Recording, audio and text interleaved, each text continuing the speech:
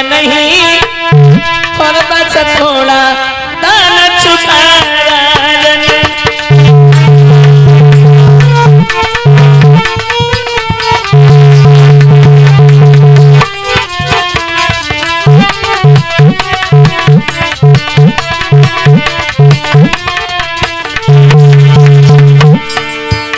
बोले देखो जहां भी जाता हूं महाराज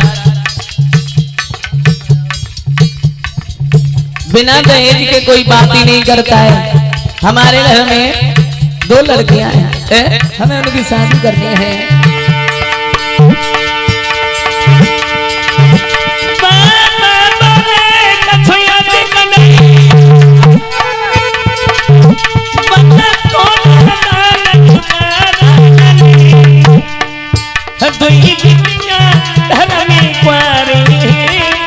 उनके पीले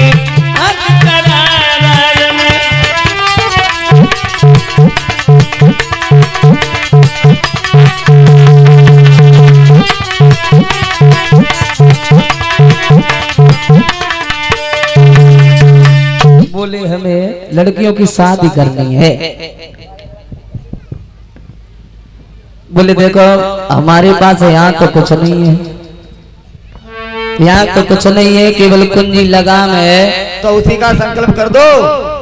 तो भक्तो हरिश्चंद्र ने न कुछ सोचा और न समझा, कुंजी लगाम दे दी और विश्वामित्र कहने लगे सुनो संकल्प का 60 भार सोना और पड़ेगा 60 भार।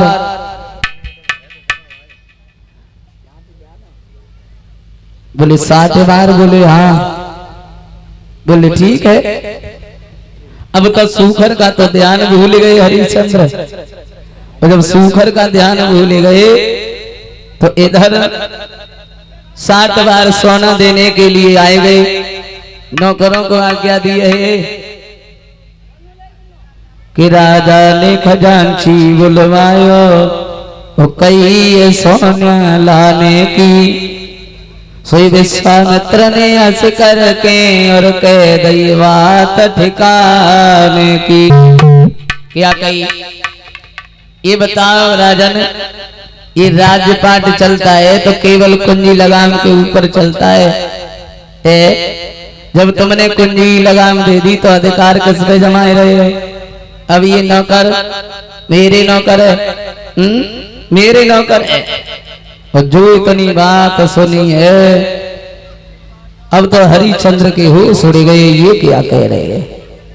विश्वामित्र कहने लगे सुनो हरिश्चंद्र, चाहे तुम बेको या अपने बच्चा को बेको या अपनी स्त्री को बेचो, लेकिन हमें चाहिए 60 भार सोना, 60 भार सोना चाहिए।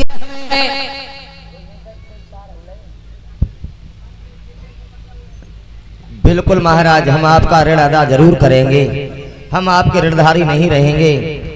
मैं अपनी पत्नी को बेच दूंगा, पुत्र को भी बेच दूंगा, स्वयं बच जाऊंगा, लेकिन आपका ऋण अपने सर पर नहीं रखूंगा महाराज। एक बात सुनो,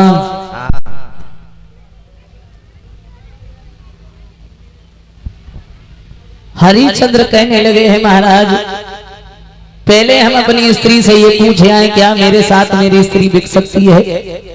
अभी गए और अभी आए। चले हैं हरिश्चंद्र तारा के महलों की तरफ। तारा ने अपने पति को आता हुआ देखा है, चेहरा उदास देखा तो एक बात कही महाराज, अरे पहले जब कभी भी तुम आंगन में आते थे तो तुम्हारा चेहरा हर समय खिला रहता था, लेकिन आज इतने उदास काहे को हो?